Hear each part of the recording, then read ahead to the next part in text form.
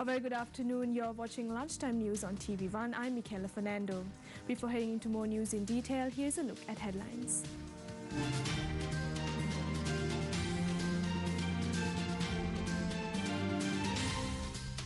Debate in Parliament on April 21st attacks. The Patriotic Christian Guild explains how foreign forces assisted the terror attacks. 12 killed in southern province due to rat fever. A heroin smuggler arrested in Kaduela. An international ban imposed on Avishka Gunawardana and Nuwan Soiza.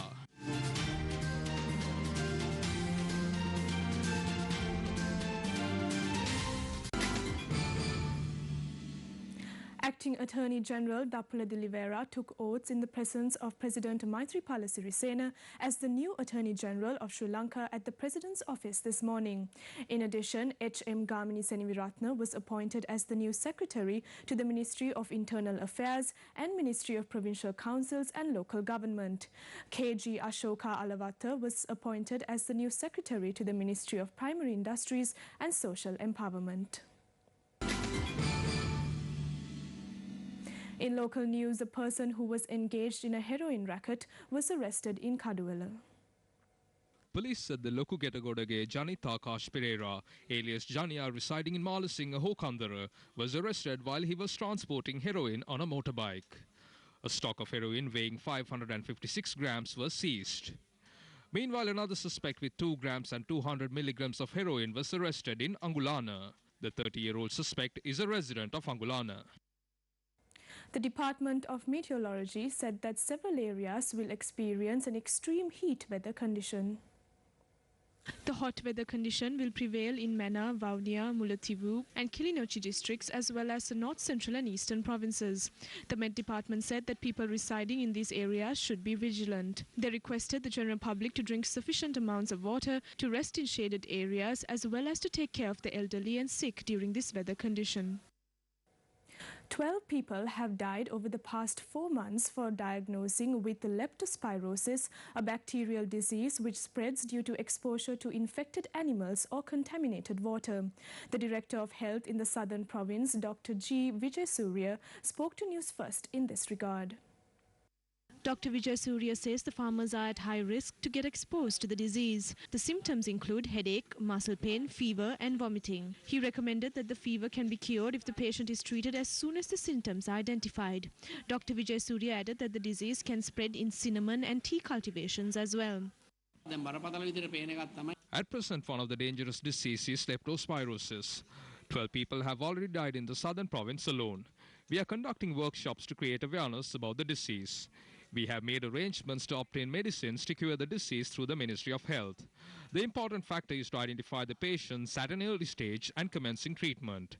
We have informed all the base hospitals and teaching hospitals in all districts.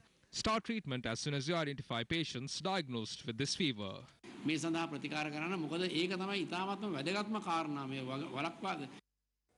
Emeritus Bishop of the Church of Ceylon, Right Reverend Shanta Francis, established a movement titled the Patriotic Christian Guild yesterday.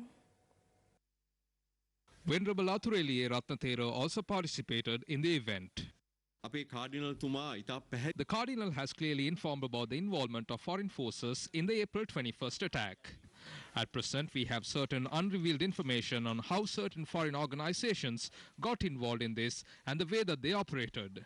We are planning to present this information to the IGP and Defense Secretary in the near future. Earlier, I informed the media that I will be revealing information about a traitor to the country. We are expecting to provide those details to this organization in the near future. We have audio recording of this individual speaking. We will produce them with evidence in the near future.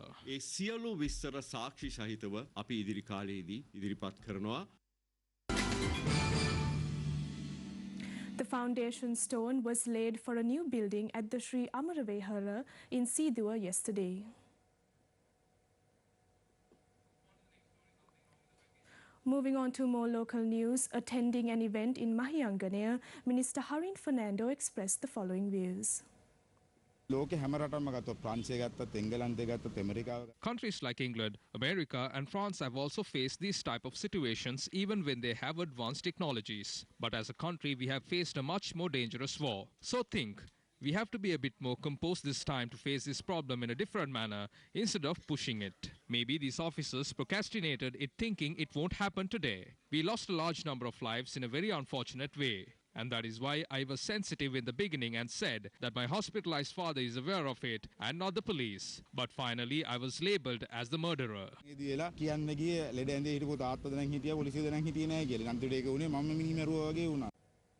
As mentioned earlier, the foundation stone was laid for a new building at the Sri Amaravehara in Sidua yesterday. Moving on to more local news, let's take a look at some views expressed in Parliament today about the April 21st terror attacks.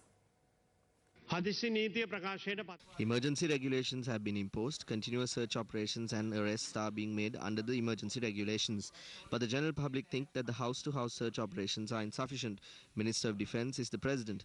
There is an issue in removing the IGP because of the 19th Amendment. All we have is an acting IGP. It is important to take steps to remove these high-ranking positions by bringing in a proposal to the Parliament. The uncertainty should not prevail. People are now worried about Vesak. The period of emergency regulation should be extended. I'd like to pose that question. If you can give me an answer, the people of this country will be relieved at least to a certain extent. This problem is not only on the tourism industry. Ministry of Finance and the government should think about the other industries to continue the functioning of the economy. If the economy resumes, only the required compensations can be paid. The Eastern Province University started during the previous regime. This is not started during our time. But if there are shortcomings, we will look into it. Our government did not give approval to start any university. Let's speak only the truth. They must have obtained approval for a vocational training institution.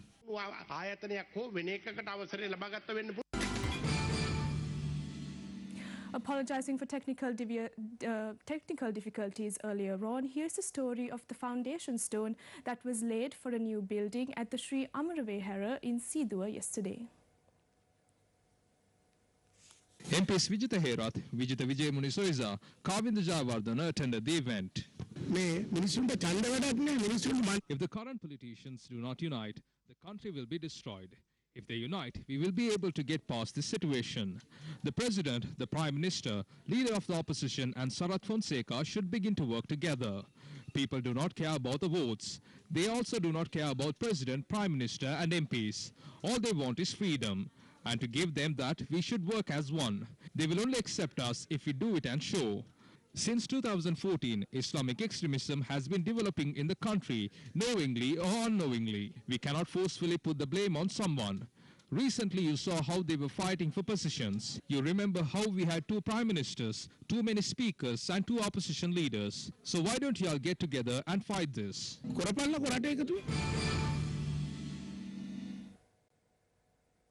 The ICC, on behalf of the Emirates Cricket Board, has charged Nuwan Zoiza for breaching 4 counts of the ECB Anti-Corruption Code for participants for the T10 League and Avishka Gunawardena for 2 counts.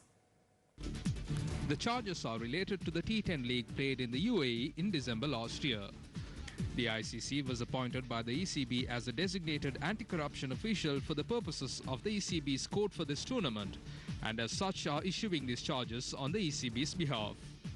Zoiza and Gunawardena have 14 days from 9th of May to respond to these charges.